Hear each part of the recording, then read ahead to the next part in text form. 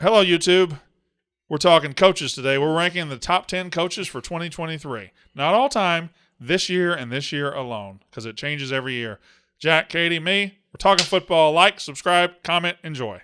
Who do you think had the best clap when we got ready for the show? I think yours was thought pretty good. mine was pretty good, but Yeah. I got it. You had to go like this, though, so you couldn't get the... No, but you have longer arms than me. I had full extension. Katie's was disappointing as well. I hit the mic. Yeah, yours was... Mine was good, yeah. You've really turned... Oh, that was bad. But you've turned into a good clapper. Yeah. That was almost a male cheerleader clap. Now you're ruining Noah's job, by the way. Oh, no, you talked. Okay, all right. Just making sure. How's everybody doing? You doing good? Welcome back. Thank you. Welcome back yourself. Oh, okay. Yeah, I forgot I wasn't here last week. Yeah, I was in Mississippi. Went to the Mississippi State spring game. We still had a good show last week. I threw 3 passes. You actually did? Mm-hmm. No. Oh. Been cool if I did, though. Yep. I did sit and talk with the new coach. We're going to get everything straight. We're good. We're good. Yeah, we're good. Working on How that many NIL. times are you going to fire him this year? Oh. 0. I'm going to say 10. Anywhere between 0 and 12. That's how many games we got. So 0 and 12. I probably not until... Didn't you No, you fire a few times You a already game. had a relationship with him, though, right? No, I never knew him. I know some of the coaches, but I don't know him yet. Okay. Yeah, I literally, people think coaches or however they act, but me and him sat in his office, and we just talked about our favorite steak restaurants in Mississippi, and we just talked about cuts of steak and ribeyes. Probably refreshing for him. Yeah, it probably was. was. The past 3 weeks have been probably all football all the time for him. Ribeye is my favorite cut of steak. I don't know if you like filet or strip. I've never had Wagyu. That's only one. Well, people hype up. Is it really worth it? Yeah, it's good. Now, the problem is it's become like one of those cliche words in kitchens where, check out our Wagyu ribeye, and it's really just a steak. Yeah. But if you get really top flight Wagyu, it's fantastic. Yeah, it's like Japan. It's like buttery. Yeah. It just disappears in your mouth. It's unbelievable. And it just costs so much money. Yeah. But it is great. Do you think it actually costs that much money, or is it just like the exclusive? Just because of how you prepare the cow before it gets slaughtered. Is it a whole life cycle? Yeah, whole life cycle. Yeah. So the fat. You a ribeye guy? I like all cuts of Tomahawks. Tomahawk. Wow. I've been doing a lot of like 2-person tomahawks, just massive. Yeah, because you like the bone. Welcome back. I think filet. You can never go wrong with the filet. Ribeyes are good done right. I think you can go wrong with a Medium filet. I think rare, filet's a little overrated. And now if you Really? get a good one, it's really good. But some kitchens don't know how to pull the flavor out of a filet. Okay, interesting. Mm-hmm. Speaking of kitchens, I heard Casey's son's working at one in Manhattan. Yeah, he worked his whole life to get there. Yeah, good for him. We're so proud. We are proud. He's Especially he was a walk-on at Colorado. It Correct. helped him in the application process. Yeah. They were like, Dion? Well, his grad work at A&M helped too. Yeah. He was the 12th man. He was the 12th man, yes. Yeah. Anyway, she'll be back 2028, 2029. When's she coming something back? like that. You sent me a picture of you just hanging out with her and the baby. Yeah. Y'all just hanging out, huh? It was at the Here and there. restaurant. I haven't been invited. Have you asked? I haven't been invited either. So. Did those questions go together? What I just They asked and what talk, she and, asked? like, she probably asked. I talked to Casey too. I said, "Did you have?" Actually, no. I think you have asked. I remember her telling me, "You're like, can I see the baby?" Oh, I did, and she wouldn't let me. Well, ask again. Well, it's a full-grown man now. They were complicated. Yeah, there's no baby anymore. It's up to it's really up to man. him. It's his choice. There were complications when I asked. You see. Let's see what else. Y'all want to do a show about college football? Yes, there's a decent amount to talk about. What's that smell in this room today? Weed? Smells metallic almost. Oh. Maybe Frank was cooking earlier. Bingo. That was upstairs though. That was I smelled it when I walked in. Yeah, it does smell good. Though apparently everything was raw. Did you just check your Apple Watch while talking to us? Yeah. Go ahead. What's your There's Twitter notifications telling you right now? You don't want to know. All right. It's an impulse. Like, do you not? Just relax. We don't I'm have chilling. one. Like when you feel your phone vibrate, you don't. We're poor. Look at it? We're poor. We don't have Apple Watches. I bought this with credit card points. I just bought a house. Yes, congratulations. Thank you. How's Tommy, by the way? He's fine. He's just got a little asthma issue. But The closest stadium to my house might be Camp Randall in Wisconsin. Really? Yeah. How long of a drive is it to where the new office will be? Hour and 15, hour and 20, something like that. Yeah. No. I don't know I'm why. about to have an hour commute, and I thought that was bad. Oh, At least I'm I'm- gonna have to train. You're gonna drive? Oh, yeah. Yeah, every day. I So- guess you have a long commute now, though. Yeah, I'm an hour commute right now. What's the difference? I guess I've always been like, I can't imagine a long commute. I've never had one. Let me tell you something as you get older. An hour in the car, for me, is a good hour. Okay. That's when I do Yeah. That's when I do my thinking. That's when I do my planning. If I ever text y'all like 3 ideas in a row, which that's rare, but the You chances do it are sometimes. Yeah. chances are I've been in the car. That's fair. At least for me, I'm gonna be on a train, so I'm justifying with like I can do work. So I can can't think. sleep. I can't think or work on a train. I'm just looking around. I'm And hyper aware of everybody around You me. have to be, and on the train you'll be on, you have to be Yeah. like that New Jersey Transit and Metro North. You have to be on your, like, making sure everything's okay. On your P's and Q's, yeah. And I don't know. In a car, I welcome an hour car ride every day. Welcome it. I can't wait. Music, podcast. It is Yeah, very American too, and we need to return to cars. I thought the average was like a 35-minute commute time. Did you Or just say 45. that we need to make America great again? No, we need to return to cars. Oh, just kind of the way you said it was like it's very American. We need to return to that. We need to return to in-office work. We do need to do that. Yeah, you fascist. I'm just People petty about people that. still work. First of all, it's probably a significant portion of our listeners. Yeah, Thank you very much for listening. Don't. It's just weird to me. It's just odd. I don't know how you adjusted to that life. I'm like jealous of people I who can't can work from at home. Like, I can't work. I would get nothing done. mentally. I mean, also, like, I don't have a setup for it. Yeah. I had a whole round of interviews for interns. I just did it from home. I lost my mind. When are we getting interns? Summer. What's the first long? Memorial Labor Day? June 1. Memorial I think. Day. Yeah, Memorial Day. Roughly. My closing date on my house is June 19th, so I'm trying to get the fuck out of here. Well, we're gonna do a few episodes with all four in the studio before When? you go. All four who? Casey, When? Casey who? When's she coming back? so we'll come back in time for that. Will she? I don't think so. Yeah, you said June 19th. Yeah. Well, before then. Plus, also you can come back a day or two. He ain't coming back. I don't Casey think you coming understand. back, not Brandon. He gone. When this ass goes out that front door for good, I hope I'm not coming back. I'm talking about Casey. Not Yeah, you. well, her ass already left. I don't even remember what Your her ass ass looked tried like. to leave. Huh? Your ass tried to leave. Sure did. Hey, he's a man. Sometimes you have to try to quit. He does things. Sometimes you try to quit. He fires his coaches, and sometimes he wants to fire himself. Sometimes I fire myself. But I always walk it back. You know what? You keep getting sassy. You might get fired on the show. Yeah, he may start firing us. Yeah, you might get fired on the show. That's a miracle I've never fired any of you. You fired Noah a few times. Have I? Yeah. All right, wipe that grin off your face, Noah, or you will be out of here for good. I always push a bit. Huh? I always push back a bit. Oh, you know I'm scared of you. I might fire Jack, but I can't fire you. I'm that's terrified of you. Thanks. All right, y'all ready? Yeah. Hi, welcome to Unnecessary Roughness. Brought to you by my son, Thomas Walker. Yes. Tommy Walker, the second in a long line of walkers.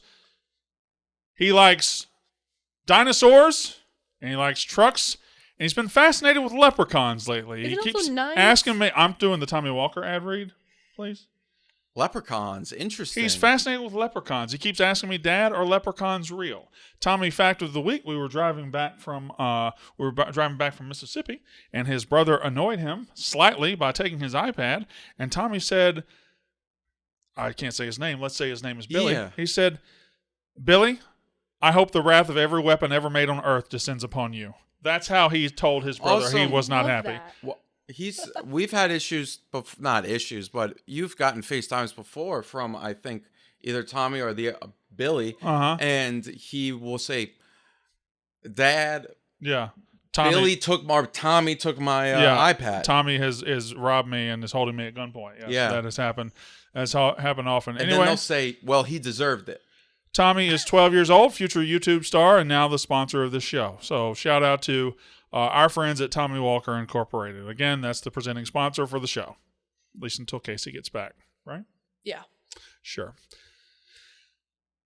Hi, it's Unnecessary Roughness. We're doing college football talk. Yeah, we've got plenty of talk to do about college football. It is springtime. Spring is in the air. For some reason, that gets a lot of you in your feelings. You watch your team go out and score 12 points in the spring game and you get upset. Or you see them score 100 points and you don't realize your defense sucks. So whatever. That is where we are. Some spring games have revealed to us who quarterbacks are. Some spring games have revealed to us some quarterbacks really aren't that ready. But it's okay. Now, on this show, we're going to talk about some spring news. We're going to talk about other football news. We got Arch Manning in the news, Jeremy Pruitt in the news, got a little Florida, a little bit of that, a little reaction to our most annoying Twitter fan bases last week. We'll talk about that. Our big segment this week is I was sitting there and I was driving back from Mississippi the other day and I said, I'm going to do not the top 10 college football coaches ever. I'm going to do the top 10 college football coaches for 2023. Right now. You know, Nick Saban's the greatest of all time, but is he the best coach in America right now as we sit? I think the answer is no. We'll see. That's my answer. So I've got top 10. I've got top 10 coaches for 2023. You have top 10 coaches for 2023? I tried to do a bottom 5, but it's tough to do bottom. We might touch those up in a minute. This is my fault. I forgot to tell you to do a list. Mm-hmm. I'm sorry. It's okay. I'd rather not put out one than do one hastily. It's and okay. Get ripped. But that's on me. I texted Jack and said, hey, let's do this. I never know what to text Jack and what not to text Jack because sometimes you have a meeting and then I text Jack and then I get used to texting Jack and then I don't text you, but I want to text you. I'm on my phone. You saw I look at the Apple Watch. I see everything. Was that? She does see everything. Is that Casey's son asking you to bring some beer over? Yes, actually. No, he can. He can buy it, I'm sure. But all right. College football. Yeah, we're going to do the top 10 coaches. And then what else is the thing at the end? Oh, you've got an article for me to react to. Okay. By The Athletic?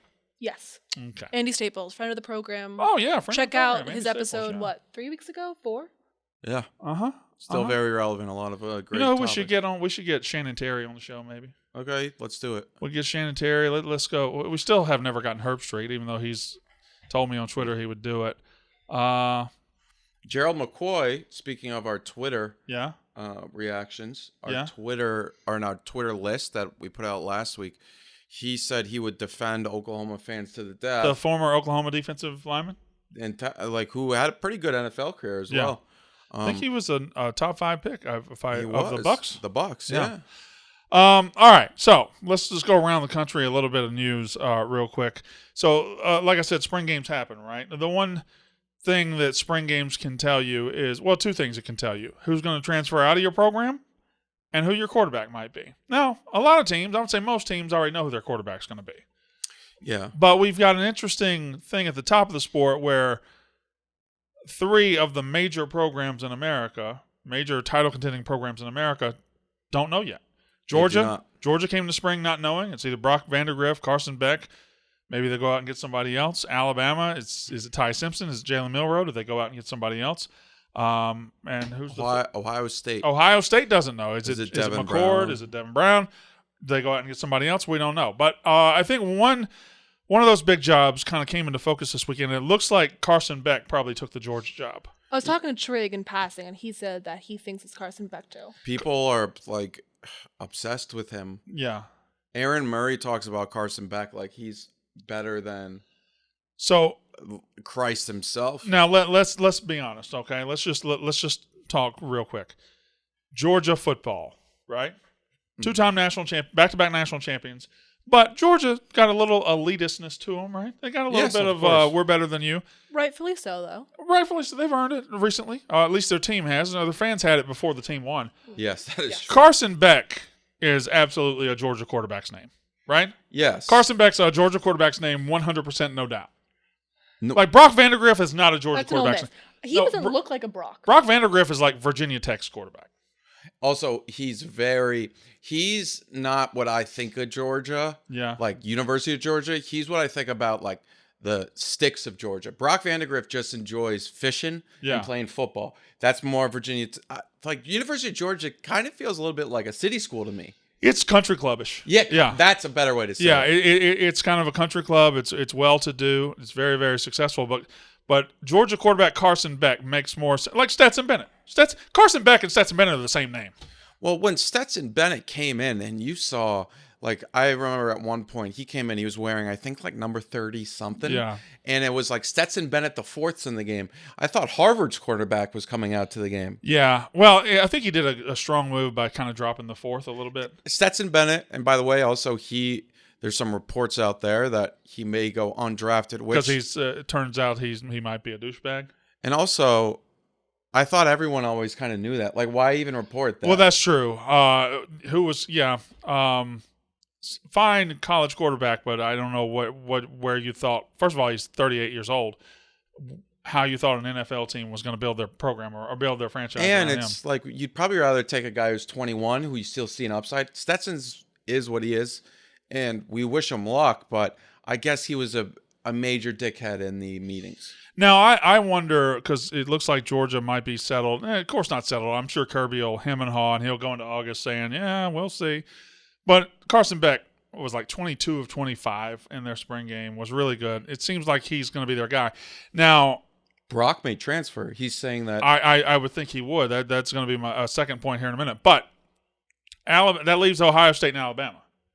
Who's going to be their quarterbacks this year? Because the quarterbacks of Ohio State and Alabama will probably, by the end of the year, be top 10, top 15 quarterbacks in the country. We just don't know their names yet.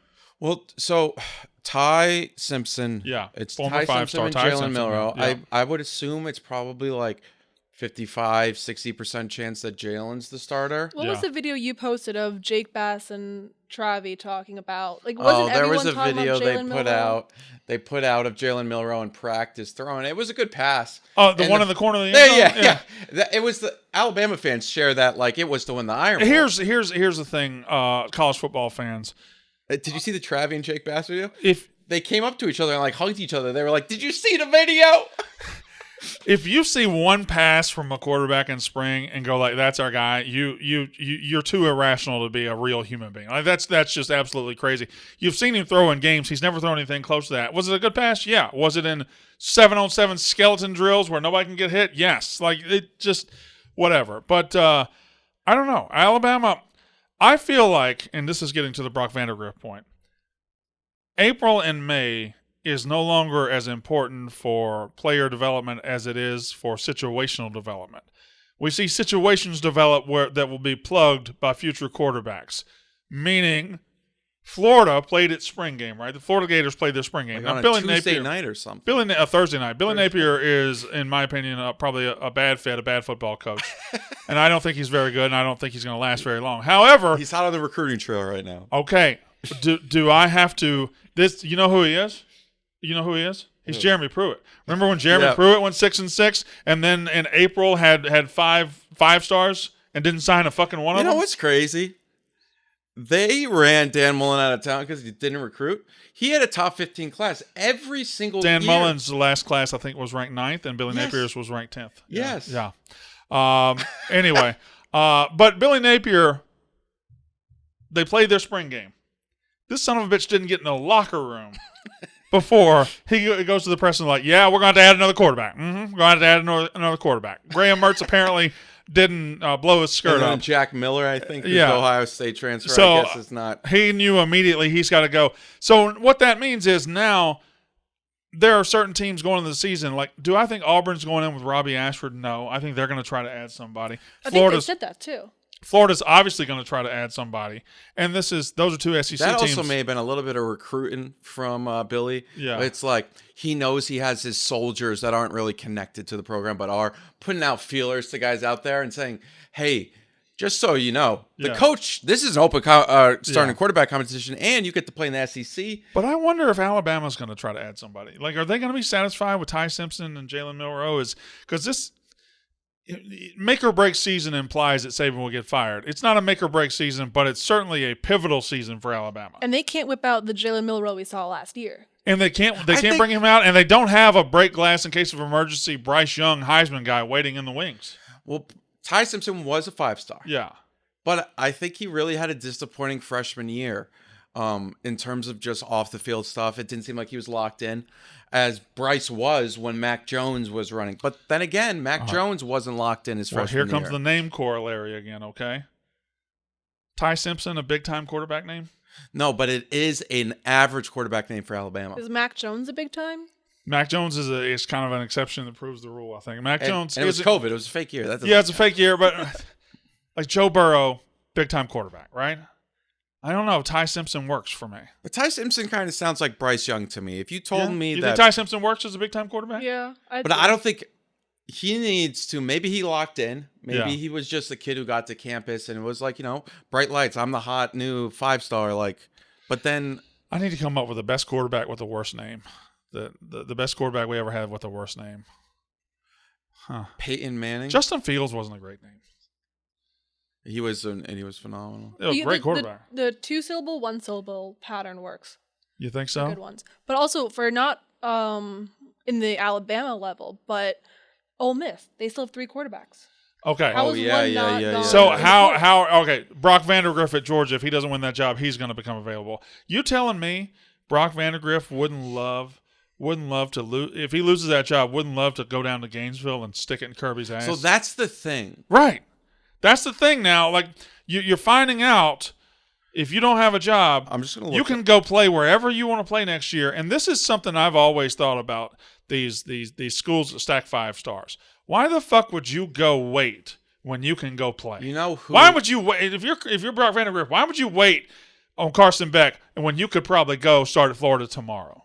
So I think where Brock's going to go. I forgot about this. What? He was down to Georgia and Auburn. He's going to go to Auburn. Think he'll go to Auburn? Because but that was down to Georgia and Auburn. That wasn't Hugh Freeze though. I know, but I think he could he's a very talented guy. I think he would fit in the Yeah. The only issue, so the window closed on the 30th, but at least for the SEC, so I'm assuming it's other conferences, if you enter in this window, you can't play this year. Yeah. You had to have done it in the previous window. That's true. That is an SEC It's rule. SEC to SEC. So maybe he'll go to Miami.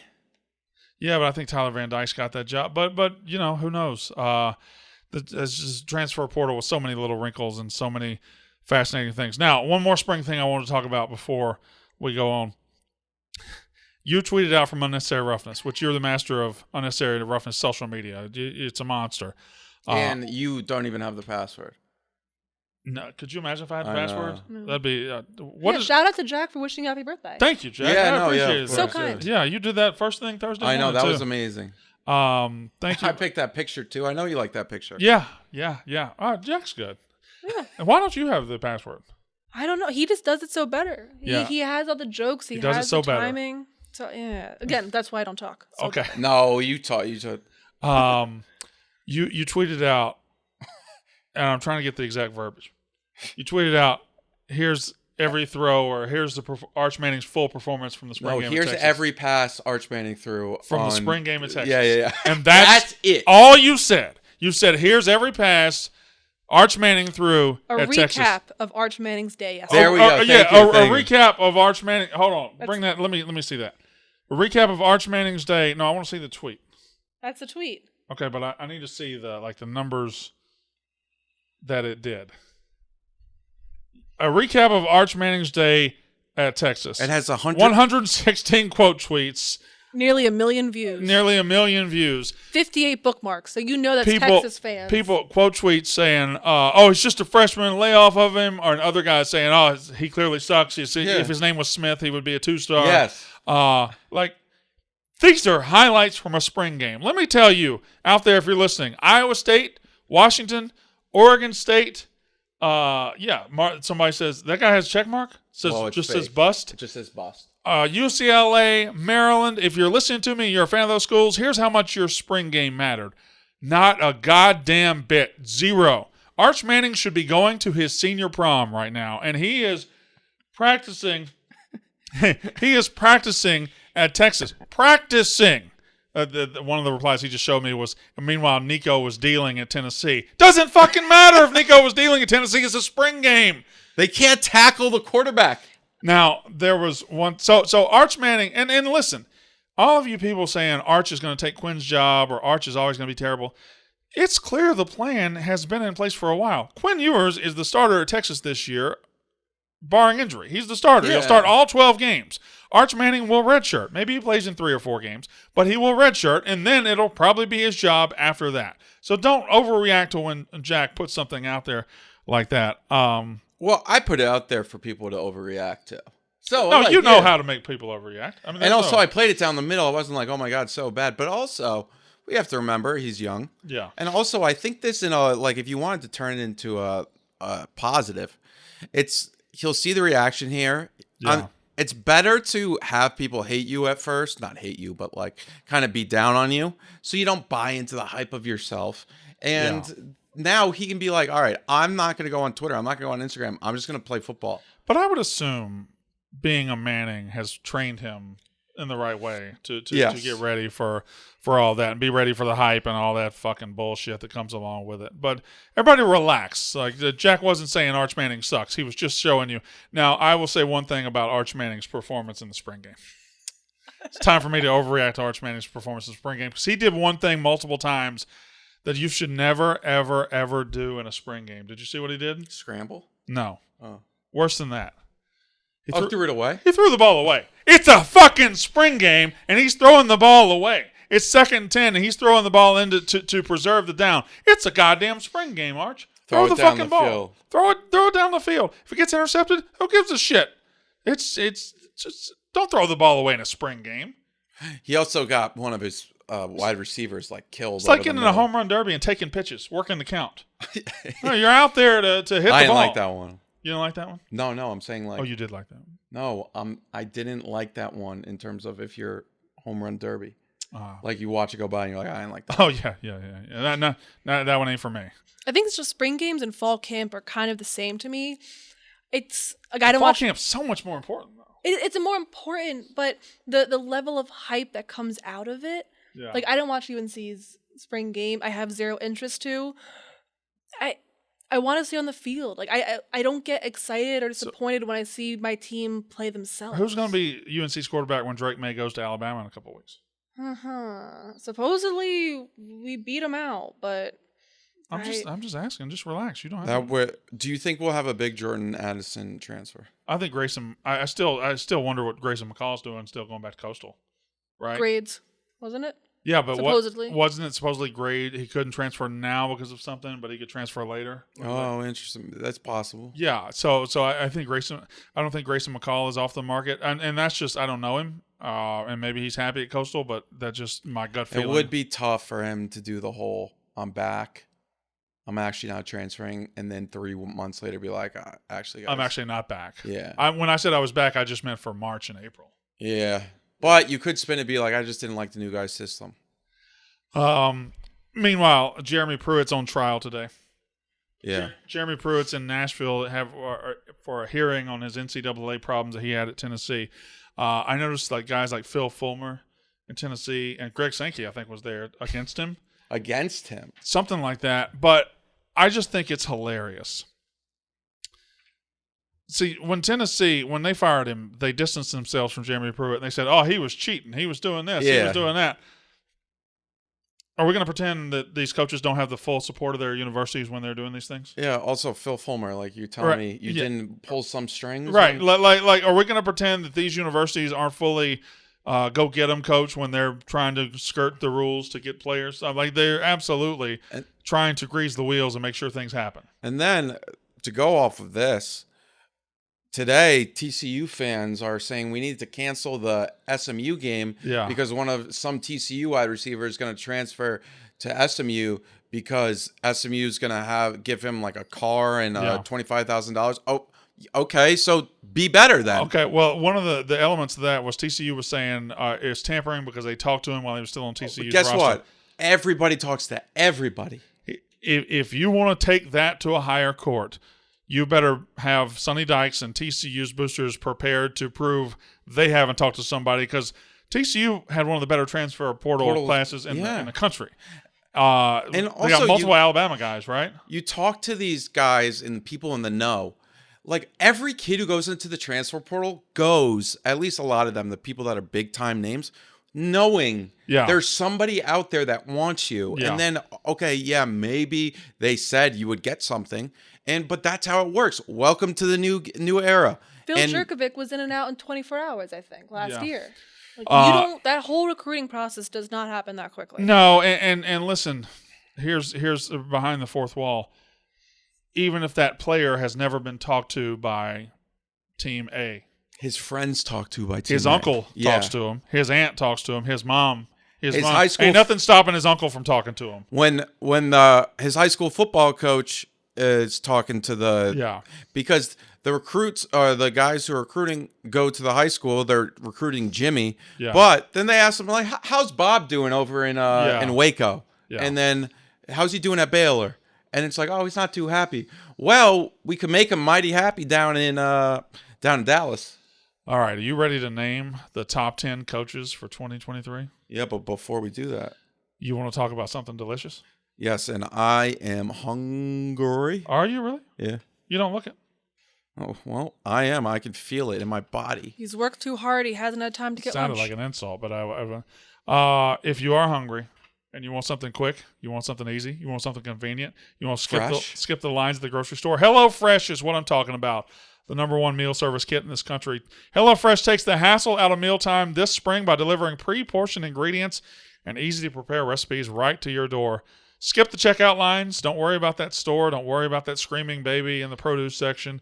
Mm-hmm. Get outside and get outside in the warmer weather because HelloFresh has dinner covered. April is Earth Month. Yes, it is. Earth Month. I know you celebrate Earth Day. Yes, I celebrate Earth Day every day. You have been on a quest to go carbon neutral. I know that's a big thing for you. Zero emissions. Yes. HelloFresh is always committed to a cleaner planet. On average, HelloFresh meals have a 31% lower carbon footprint than the same meals made from supermarket ingredients. Plus, nearly all HelloFresh packaging materials are curbside recyclable in most areas of the U.S. Good food is too precious to waste. HelloFresh's pre-portioned ingredients cut down on your food waste by at least 23% compared to grocery shopping, which is good for your wallet and the planet. Looking for more ways to save this spring? HelloFresh is cheaper than grocery shopping and 25% cheaper than takeout. Spend less time in the kitchen with quick and easy meals like their fast and fresh pineapple chicken tacos. Ooh. Yeah, that sounded good, didn't it? Pineapple chicken tacos. I've become around on pineapple. Like, cooked pineapple is really good. Yeah, it is. Falafel power bowls. They're ready in 15 minutes or less. They got 40 recipes and over 100 seasonal and convenience items to choose from every single week. No worries if you're not a pro in the kitchen. Their foolproof recipes arrive pre-portioned, easy to prepare in just a few steps. HelloFresh, not just for dinner. It has you covered for every mealtime. Yes. And it's big portions, too. Like, I can't state this enough. I know I'm a broken record. Yeah. But so often you see, like, on the back of a cereal box, you have one portion. It's something that can fit in one hand. These portions are big, and they're 2 people. They are. They're hearty. Go to HelloFresh.com/Walker50 and use code Walker50 for 50% off plus your first box ships free. That's HelloFresh.com/Walker50. Use code Walker50 for 50% off plus your first box ships free. All right. Top 10 coaches for 2023. This list changes every year as guys perform, as guys underperform, as guys soar, as guys fall. Now, Nick Saban's the greatest coach of all time. Yes. There's no doubt about that. I'm not down it. He's not #1 on my list. He's not #1 on mine either. You want to go from 10 to 1? Sure, yeah. Okay. Number 10 on my list of the top, how many? 10. Top 10 coaches for 2023.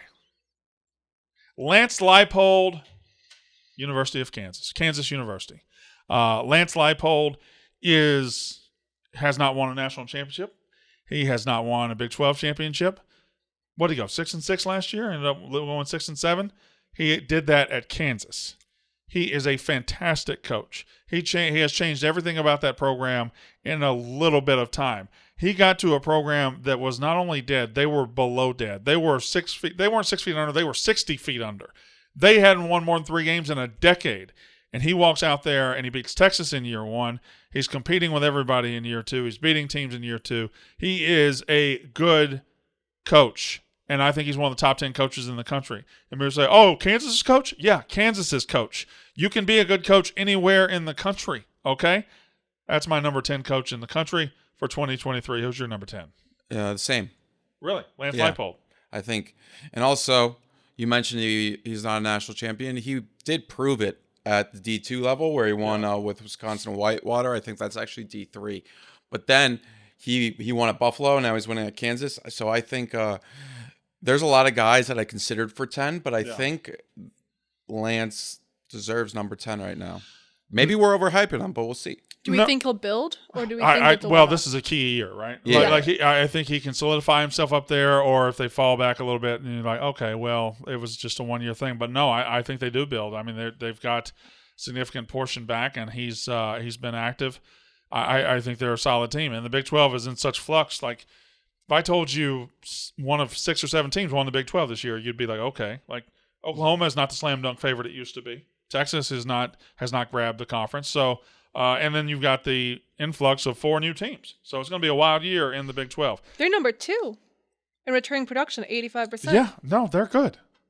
They're good. Why don't you give your number 9? My number 9 is James Franklin. James Franklin, Penn State University. I've got a spoiler alert. He is not on my list, but I struggle with it. I tried to get him on the list. All right. He is on your list. Yeah, I went back and forth, but I still even think his worst year was 2020, which, I think you can probably – I'm not saying you take away from someone who did well in 2020, but you can chalk that up to a lot of things. Yeah. All that being said, I think he's year after year had Penn State in a really good state. Yeah. And also, that wasn't like he just came into a program that was going to be elite no matter what. Yeah. Obviously, it was after the Joe Pod and Bill O'Brien, but he had to do a little work. Yeah. He had to do a little work, and he's doing it. And so I like him at the number 9 spot, and I looked at this as a combination of coaching and recruiting and program building. Yeah. And I think he's done a good job. Well, and I think they're built to be, I don't know about peak, but be really good this year. I think they're going to be really fun good this year. If he goes 8-4 this year, then it's like, all right, he's probably not the guy. Maybe he's a top 25 coach. Yeah. But. Now, my number 9 I struggle with too, because I originally had him out of the list. He's going to probably be in the playoff conversation. He's in the playoffs a lot, but I'm not sure what he's doing to get this team over the top. It's Ryan Day, Ohio State. He's lost to Michigan twice in a row.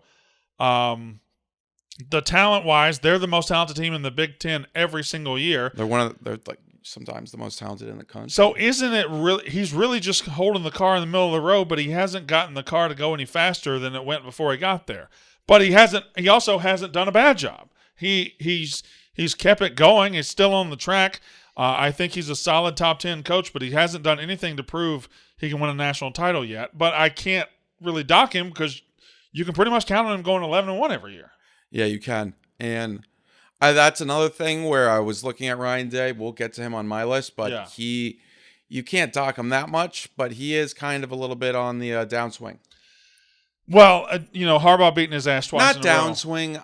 I want to. No, but Harbaugh beating his ass twice in a row puts him. He's not comfortable. It puts him lower than he should be. Yes, like I think he could be 3 here. Like if he loses to Michigan a 3rd time in a row, even if they go 11-1, 10-2, he's got to answer some questions to Columbus. That was my next question. What if he gets supposedly blown out again? Argue if this year was or not. How hot is his seat? I think it's pretty warm. Now, he kind of got saved last year by getting to the playoff anyway and almost winning. What if they lose to Penn State too? Well, that's a key. Now, they play at Penn State this year too, right? So that's, 10-2 changes the conversation. Who? Ryan Day? Yeah. They play in Columbus this year. So, are you sure? 100%. That's right. They played in Happy Valley last year. All right, so that's my number 9. My number 8. Josh Heupel, University of Tennessee. People get caught up when they talk about quarterbacks. Hendon Hooker. Joe Milton this year. Nico later. The star of that offense is not Hendon Hooker, and it was not Jalen Hyatt. The star of that offense is Josh Heupel's brain. That offense is uniquely designed to make you make choices 20 yards down the field. Now, you got to have a quarterback who knows when and how to deliver the ball, and you got to have a receiver to get to that spot. But you see more open receivers in a Tennessee game than you'll see in 5 games elsewhere on Saturdays. He knows how to get receivers open all the time. He knows how to get receivers open down the field all the time. Josh Heupel can coach his ass off, and it's weird because when he got hired, nobody really got excited. Nobody thought they were adding a top 10 coach. Nobody thought they were going to go to number 1 in his second year, but he's done it. To me, Josh Heupel is easily a top 10 coach in the country right now, and it's hard to come up with 7 better, but I did do it. But I got Heupel at number 8. Yeah. I don't have him in my top 10. Not to spoil anything. At 8, I have Whittingham. Kyle Whittingham. Yeah, out of Utah. I think year after year, he's proven yet again that he's a very good coach and program sustainer, not just builder, which is very important. Not to say it's easy to get to the top of any conference, but you get to the top. It's hard to sustain because, you got to keep going. Well, you're also sustaining it at a place that isn't used to getting the caliber of players that say USC or UCLA or Oregon. Exactly. Because you could even look at Utah, at least in my opinion, as a team that could just be like, oh, there's Utah. But no, he's made Utah into a perennial I think they're the top most 10 team. Consistently overachieving program in the country based on where they probably ought to be. Yes, exactly. So I have them at 8. I actually... That's interesting to me. What? Well, you have 7 coaches better than Kyle Whittingham. I haven't. I'll say I his did name a live later. trade. Yeah, I'll say his name later. My Whittingham is actually he's 7 on my list. Yeah. Number 8 is now Ryan Day, who you just talked about. You just live. I did it live. You just moved Kyle Whittingham to 7. 7, yeah. So Ryan Day is now your 8. Yeah. So you just gave away 2 picks right there. So yeah. I just 7. did 2. Yeah. Okay, so you're at Lance Leipold, James Franklin, Ryan Day, Whittingham. Whittingham is 7th. Yeah. All right, At what point is Ryan Day a program sustainer?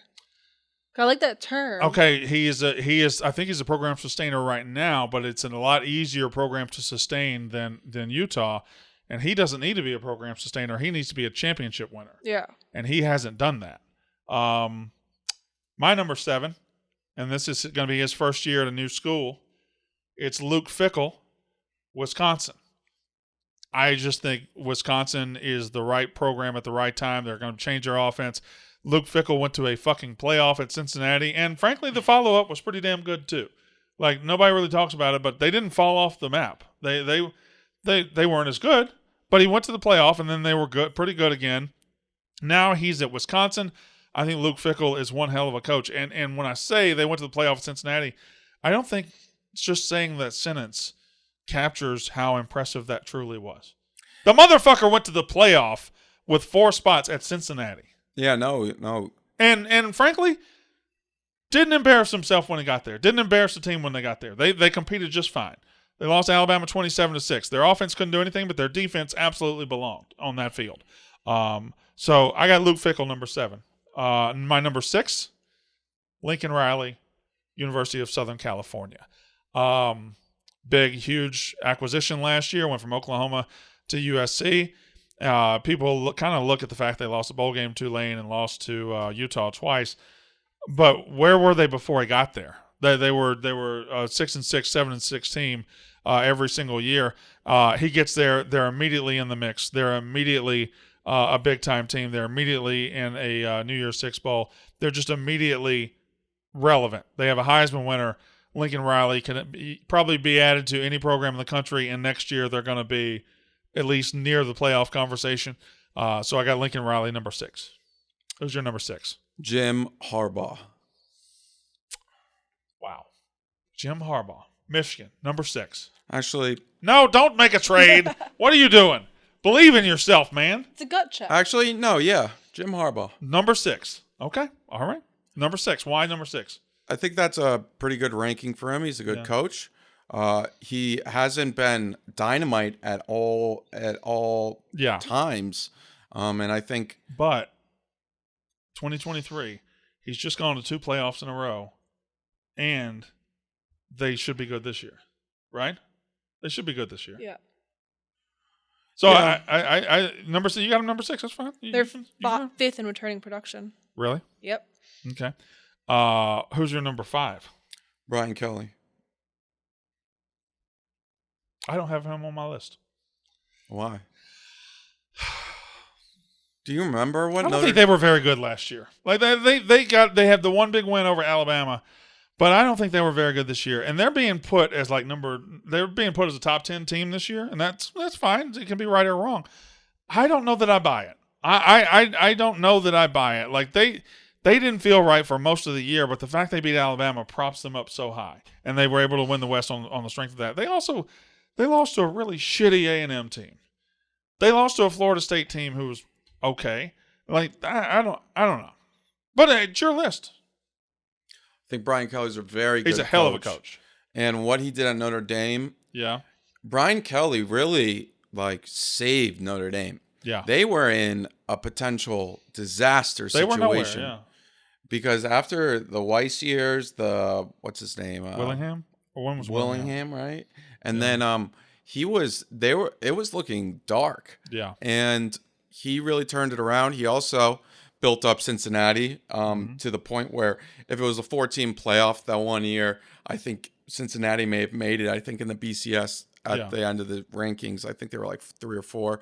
So he did what Fickle did and then did it again at Notre Dame at a higher level. And now he goes to LSU. Last year, you're right, it could have been better.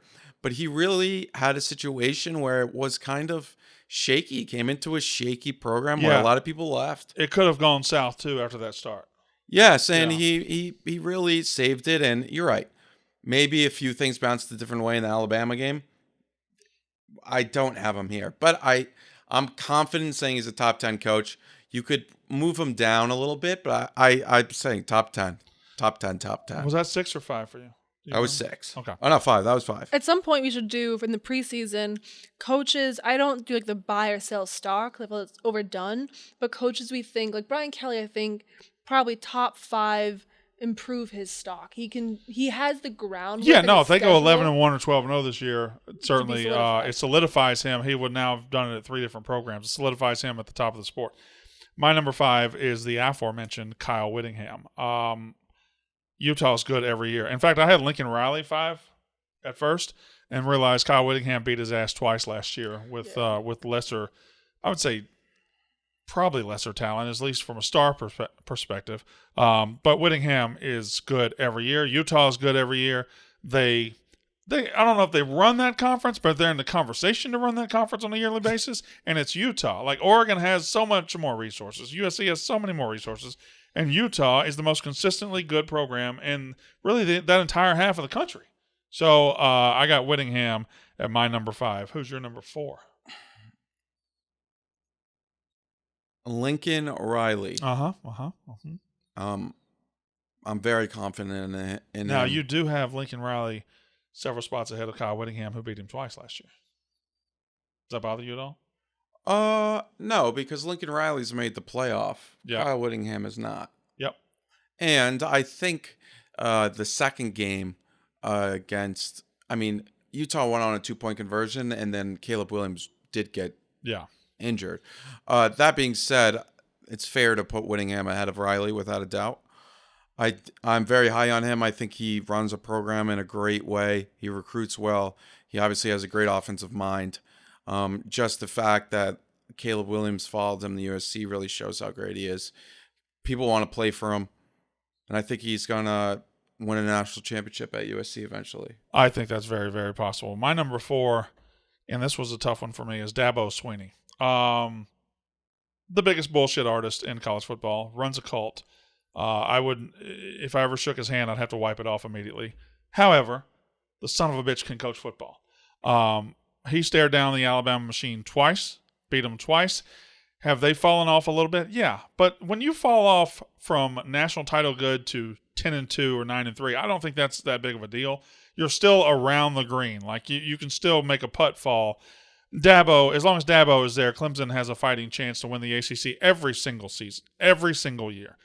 So I got Dabo number 4 as on my 2023 coaches list. What about you? Where are you number? Are you number 4 or number 3? Number 3, Dabo, who is right now, because Clemson's over the limit in scholarships, taking scholarships away from kids, and we'll be putting them on as preferred walk-ons. Yeah, well, that's he's taking it away from former walk-ons. Yeah, That's a that's brutal. And also, I'm sure his cult is mad about that. They're not just going to say, "Oh." And also, that maybe they should do a video of it. Like, hey, we did a video when you got the scholarship, but it's like almost like the Hard Knocks version of when you get brought in, when you get cut. Let's see him doing the gritty as he tells these guys. Yeah, You want me? I'm gonna piss them off right now. Go ahead.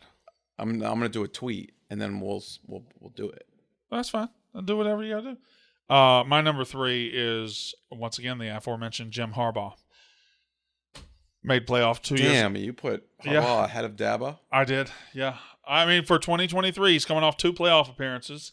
Okay. Dabo's coming off 2 missed playoffs. I think for this year, Clemson's at least I think Michigan's going to be a better team than Clemson this year. So I think Jim Harbaugh. It took him a while to get going. It took him longer to get going than most Michigan fans wanted, but it is going, and they are good. They're now where Michigan expects to be, being very good every single season. So that's my number 3. My number 2, I think we're going to have the same number 2 and number 1. We are. So let's just say them right now. My number 2 is Nick Saban, and my number 1, Georgia coach Kirby Smart. This is a hell of an ascension, too. Yeah. Because if we did this list before they won the national championship in 2021, you probably don't have him top 10, maybe top 5. I would have him probably top 10 in that 6 to 7 range, 6 to 8. But he would not have been, if you told us, no, we could have believed it, but because it wasn't far-fetched, but that is an ascension. Well, that's the second one. The first one, teams can win national titles. Ed Orgeron won a national title. It happens. Teams can win a national title. They can catch lightning in a bottle. The first one puts you on the map. But when you win the second one like you did, when you go wire to wire, when you beat Tennessee's ass at home when they're number 1, when you just beat the shit out of everybody, when you win 65-7, when you go 15-0 with a new team after losing so many draft picks, you're not a team anymore. You're a national championship program. 2 in a row is hallowed ground. It's very fucking hard to do, especially in a world where Dabo exists, Harbaugh exists, Saban exists. And Kirby just walked up the mountain, planted his flag, and said, I ain't coming off this motherfucker. Saban is the greatest coach of all time, but right now in 2023, Kirby has the last 2 rings, not him.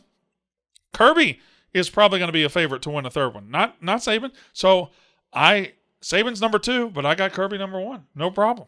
Yeah, I don't even consider it much of it's not a debate, really. Debate. Yeah, I just kind of looked at it as, he's number 1 right now. It's a truth. It's a reality. And he's incredibly elite. He took that step, and then he took another step that we saw it coming. It wasn't like before the season. We said Georgia's going to win again. It's not crazy, but to do it 2 years in a row, like you said, it's just. I didn't think they were going to win again.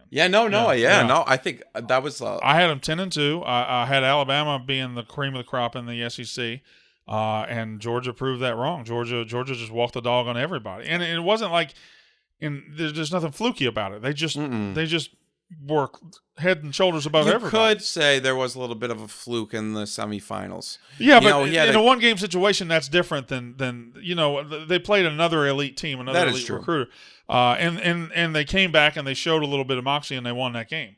At the elite levels of college football, there's so many differences in teams and programs.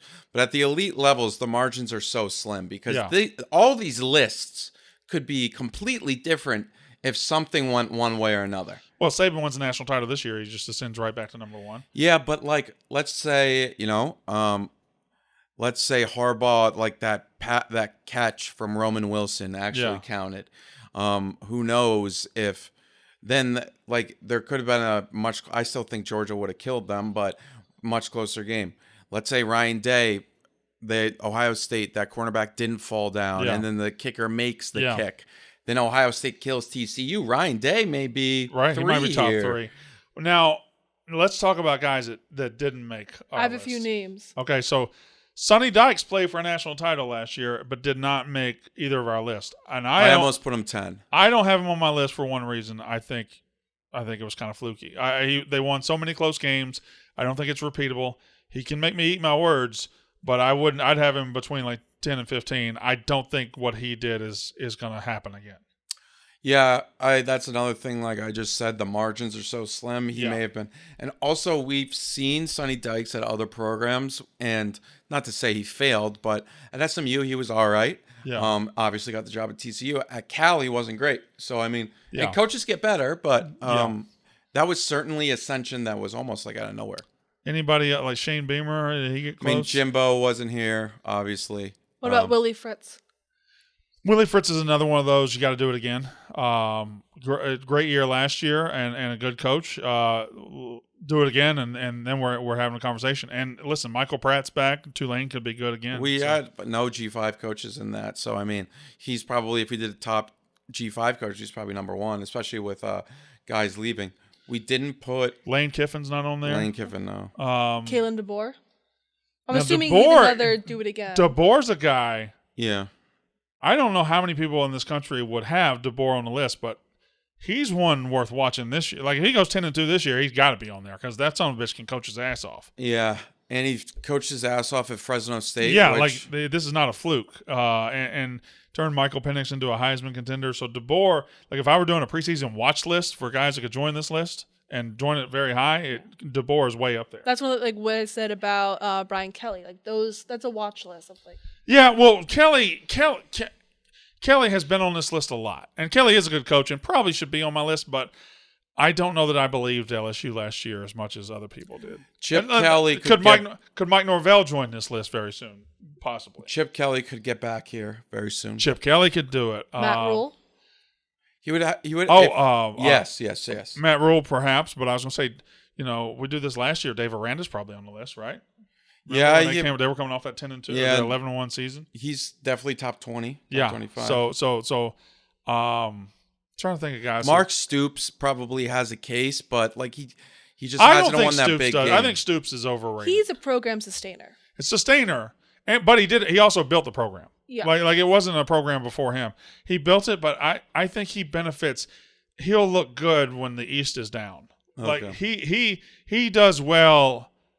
He gets to like 80% of a great coach and beats everybody 79 and below, but never beats anybody 90 and above. That's very fair. Yeah. I'm just thinking of some other guys like Chris Kleinman. No. I think another standout year could knock on this list. I guess so. If we're gonna put Kansas, he won the Big 12 last year. Yeah, I shouldn't have been so quick with my no. That's okay.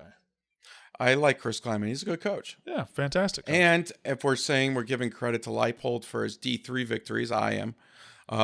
Kleinman at Kansas or North Dakota State was great. Now, we thought about doing a bottom 5 list, but then we realized if you're on the bottom 5 list, you get fired and you don't stick around. So Billy Napier is really my only bottom 5. We could have put like Harsin last year. I think Tom Allen's getting close to it. I'm on coacheshotseat.com. You know who's not on this list? Who? Ferentz. I also don't think that website's been. What do you mean, a hot seat? Yeah, I mean, it is as an example. He should be on the hot seat. Yeah. If he's not a top 10 hot seat, I don't know if that's updated because look, it's less like Harsin on there, right? I think I'm gonna look, but don't think so. Billy Napier's on it for Florida. Well, turn it around. Let me see the top 10 guys. Pat Fitzgerald. The hottest seat in college Jimbo. football right now is probably Brian Ferentz, though. Yeah, but I think Jimbo's going to be warm. Jimbo's going to be warm as fuck. How hot could Venables' seat get this year? 6-6 again. Hot as is that fuck. Fired? Hot is yes, possibly. Like I don't think they'll go 6-6, but 6-6 2 years in a row at Oklahoma. His recruiting may save him for one more year, but. Oklahoma's always going to have a top 5 class, top 10 class. Like it's not a big deal. But will they? It's fucking Oklahoma. Yeah, like. But will they? I think so. I think it's like they've had a top 10 class every year of my life. It's a brand that right now I think recruits itself. Yeah. Is it though? Like I think that's a brand that could fall off like that. But it has to have a good coach. You say that, but it never has. It has never fallen off because they had Bob Stoops, Lincoln Riley, and then before that, what's his name, Switzer or whatever. Yeah, but that was in the 80s. They fell off a little bit in the 90s, and then Stoops saved them. Yeah, so... all right, I don't know. I mean, it's a massive fan base, a massive brand, But that's because they've made some amazing hires. Yeah. Do you think that they would have to find someone new? Supposedly this season goes to shit before they get in the SEC, or would they give him 1 year in it? No, listen, it depends. I think 6-6, they probably change gears and go with somebody else. If they go 6-6 2 years in a row, I think he would get fired. I do not think they're in danger of going 6-6 again. I think Sark's they're probably seat is hot this year. They're at least improving to 8-4, 9-3. I don't know that Sark's seat is warm right now, but this year would warm it up real fast if it didn't go great. I think so. Yeah. And that's a brand that recruits itself. Texas? Yeah. Yeah, and I think so. And it's been proven. But I feel like the Texas is one of those teams. Texas is going to have a top 10 class by the rankings every year, but are they really getting top 10 talent every year? I feel like their talent gets massaged. I think they're one of the teams that gets massaged by the ranking guys. Okay, that's fair. Because if they really had the number 3 class and number 4 class 5 years ago, why the fuck did they never have those guys? Barely had a winning record. Like somebody's lying along the way. Something's wrong. Also, Oklahoma's schedule: Arkansas State, SMU, Tulsa, Cincinnati, Iowa State. That's the first 5. Yeah. 6 is Texas. They got UCF, Kansas, Oklahoma State, Fine, West Virginia, BYU, TCU. Turn that. All right. The first 5, like, you better be undefeated. Arkansas, SMU, those are both at home. You figure you go 2-0. You figure you beat Tulsa at Tulsa. I don't know that at Cincinnati is a walk in the park for Oklahoma, especially as good as the kind of team they were last year. Let's just say they win it, though. Let's say they start 5-0 by beating Iowa State. Let's say they're 5-0 going into Texas, right? Texas beat them 49-0 last year. Then you got UCF at Kansas, at Oklahoma State. You got at BYU later. You got TCU. Like that, the cheese could slide off the cracker pretty quickly for them. Especially in the second half of the season. I think they should theoretically start 5-0. I don't. Shoot. What? Are we not going to be able to tier helmets today? Oh, man. Damn. And Noah downloaded this special software. The new It's tiering really software. cool. He went to newtiering.com. Yeah. And I wanna see that. I think Noah actually built an entire database. Did you hear him clicking he was working on something? Yeah. That's because he was making sure all the tiers were ready to go. I apologize, Noah. We're never going to get to this fucking thing, are we? Next week. We'll do it next week. We could end it right there unless y'all want to do that article. No, that goes off of what you said about Texas. Let's do it. All right, It so tell me the premise of what's coming up here. So basically, Andy Staples and friends, they At put The out Athletic. Yes, they put out an article called 3-Star U. Yeah. They did some data basically, and I'm summarizing this. I'm sure there's some ifs, ands, or buts. 2009, 2019, they did research compared 5, 4, and 3 stars signed versus those respectively drafted. So the number of 5 stars drafted versus the number of 5 stars you signed versus the number of 5 stars you have drafted to the NFL. Correct. And we got percentages on these teams? Yes. So who is the best developer of 5 stars in the country? I'm guessing Alabama, Ohio State, Georgia, one of those. Those are on there. Yeah. So the first one I think is going to be hard for data, but Stanford. They've had with only 6 signed, 5 drafted. So I think that's a little bit of an asterisk. Yeah. Number 1 was 16 signed, 12 drafted is Clemson. Yeah, they have done a good job of turning their elite recruits into elite college football players. I'll give that to them. They probably missed some, but it feels like their miss percentage is very, very low compared to other teams. Number 2 is A&M with 11-8. And you said this is 2009 to 2019. Yes. All right, so that's interesting because I feel like over the last 3 or 4 years, it feels like that's fallen off a cliff. They're not developing their 5 stars anymore as well as they used to. It doesn't feel like they are. Yeah. I could be wrong. Go ahead. Yeah, it's basically recruited 2009, 2019, drafted 2012, 2022. Okay. All right. Now what else? 4 is Miami with 7-5. Yeah. Alabama with 44-30. That's crazy. That's stupid. That's 68.2%. But forget about the percentage. Right? Yeah. If you get 44 5 stars in a 10-year window, you can't not be great. You can't not be elite. That's the next highest is Georgia with 34. Think about it. There's 32 5 stars a year, right? Yeah, around there. Around 32 5 stars a year. They're averaging. That's 4.4 a year, right? That's absurd. That's unbelievable. There's not even enough room for any more. Yeah. Because all the other guys are also 5 stars that are also play wide receiver. It's like our quarterback. Yeah, the ones they don't get drafted just got passed up by other 5-stars. Yeah. Yeah. All right, continue. Yeah. Penn State, Ohio State, Georgia, Florida State. Now tell me how far does it go down? Who are Top 10. So the next up is the worst. Who are the worst developers of 5-star talent? That's what I want to know. Now, Texas and Tennessee got to be in the mix. if you're listening to this, I'm reading off a document. This is not made for clicks. just I know. relax. I'm not talking to you. All right. Number one, as in number one is worst, is Texas. Number 2 is Oklahoma. 3, Auburn. 4, Tennessee. So Auburn went like 5 years under Gus Malzahn without having a first-round pick, and I thought that was absurd. They went from like 2015 to Derek Brown whenever he was. And Malzahn did not develop guys at all. He did a shitty job. So Auburn makes a lot of sense. 13 signed, 4 drafted. That's embarrassing. Notre Dame, UCLA, Ole Miss, LSU, Oregon, I USC. figured Ole Miss, they suck at it too.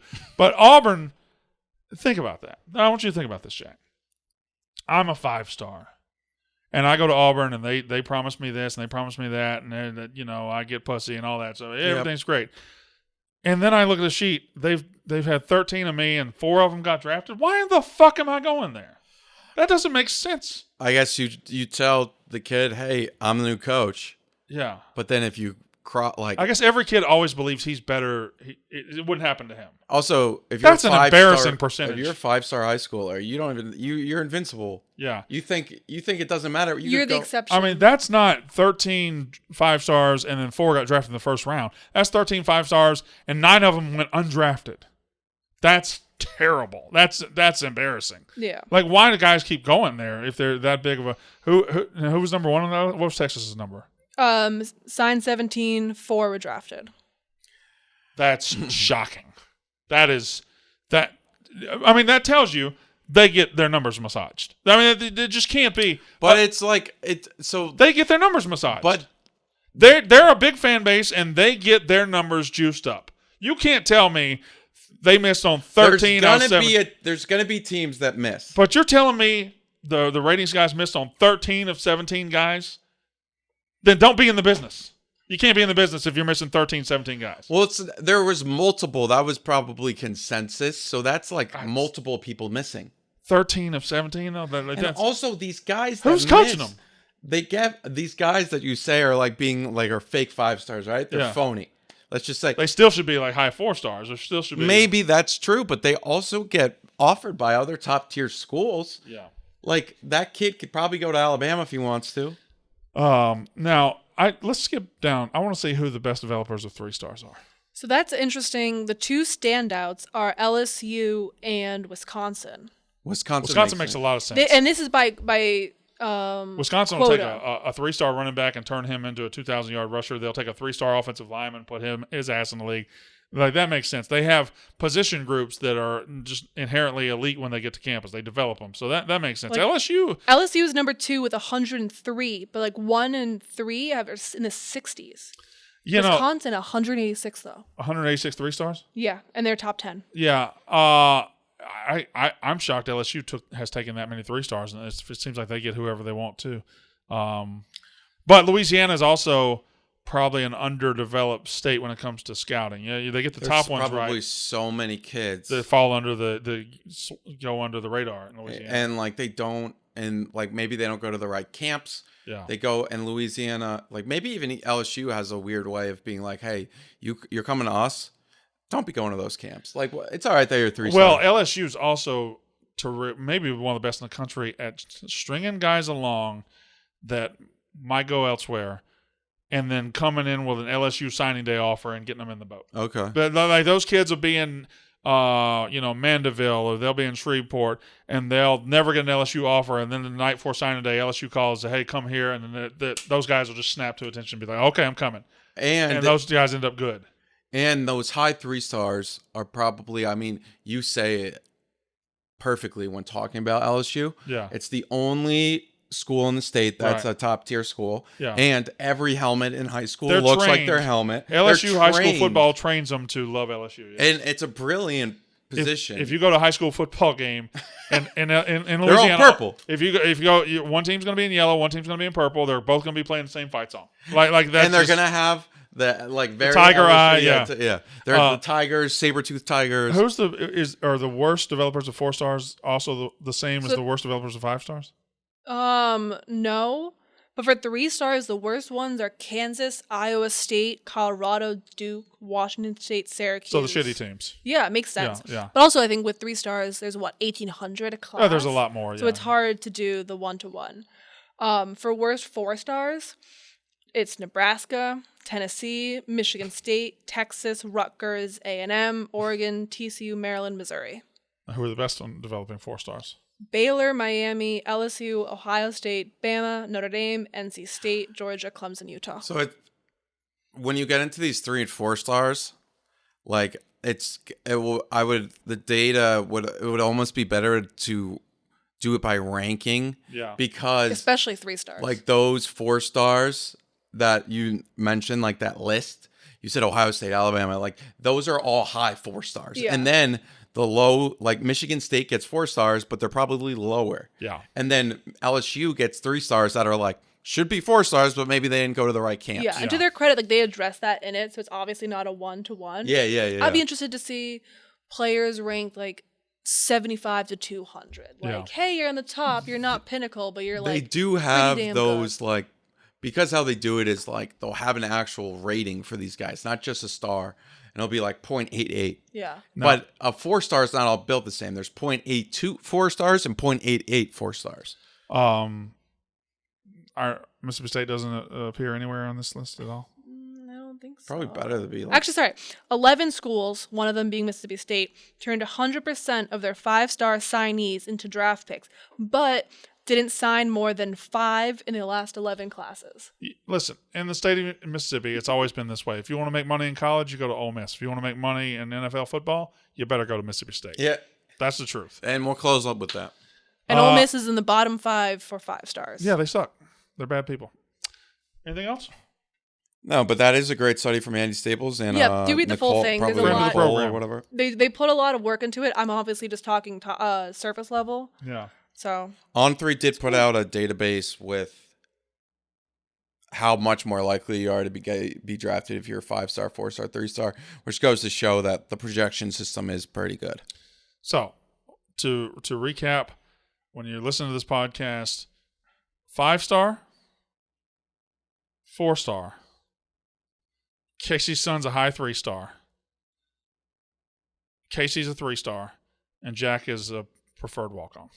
Oh, you're so kind. I'm a PWO. PWO, yeah. Whenever I see that, I think prisoner of war. Yeah.